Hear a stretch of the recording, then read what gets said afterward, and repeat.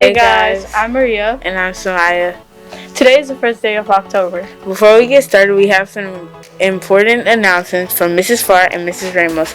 Mrs. Farr is sponsoring 2 students who will attend the National Junior Art Society virtual conference this weekend on October 2nd. One student is Alec McCarthy in 8th grade. The other student is Ileana Martz in 7th grade. Mrs. Farr encourages any other students who are interested in participating next year to keep an eye and ear out for always to be involved. Now an announcement from Mrs. Ramos. Some 8th graders might remember the passport reading program from 6th grade. Mrs. Ramos is bringing it back this year. What is it?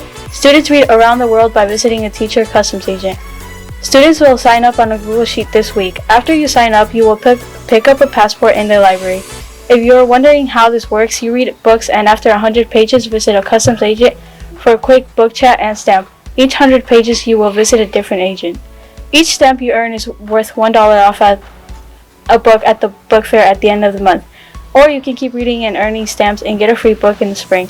You will choose a title at the book fair and Mrs. Ramos will get it for you in the spring. Also, any students interested in library lunch passes should contact Mrs. Ramos. There will be 12 classes each lunch period. You would have to come in during the last 15 minutes of lunch for a quiet work time. Be sure to get your passes before lunch starts. That's all from Mrs. Ramos. Now we have Aaron with a review on a new board game. Thanks. This week I have an amazing board game called Small World. It's a game about conquest. In the game, you select a race and their abilities. Your goal, to get more coins than your opponents, by taking over more area on the map. It's for 2 to 5 players and has an average playtime of 40 to 95 minutes. On Amazon, it goes for about $100, but if you like board games, it's worth it. Back to the studio. Thank you, Aaron. That sounds like an amazing game. Now we have Emma talking about global warming. It's Emma, and today I want to talk about global warming.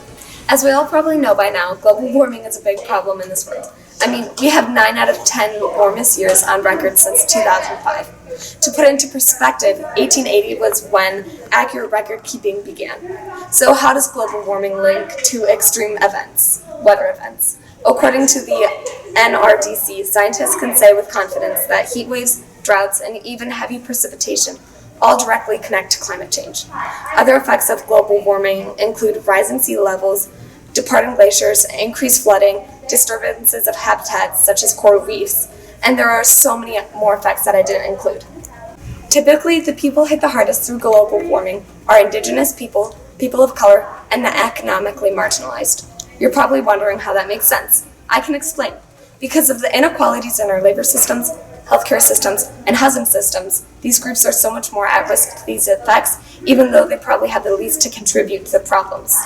Although it's hard to make an impact as an individual, you can do so much to help, such as reducing your carbon footprint, which is the total amount of greenhouse gases you use, conserving energy, taking public transportation when you can, but one of the biggest things you can do is voice your opinion and concerns. That's how people will listen and make a change. Thank you, and back to the studio. Thank you for informing us about the topic, Emma. That's all for today's news. Thanks for watching and have a good day.